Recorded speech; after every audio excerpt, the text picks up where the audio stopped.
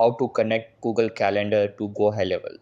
Hey guys, in this video, I am going to show you how you can connect Google Calendar to Gohighlevel. So make sure to watch this video till the end and let's get started. So the first thing that you want to do is open the Gohighlevel app.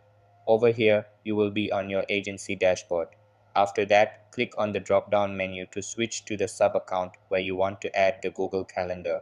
Then go to Settings in the bottom left corner. After that, click on Integrations.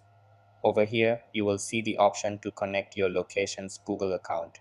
Click on Sign in with Google. Select the account you want to use and then click on Allow. Now, once your Google account is connected, go to My Stuff. Over here, select the account you want to add the Google Calendar to. Then you will see your Google Calendar linked to this account. So that's how you can connect Google Calendar to Gohighlevel. That's all for this video.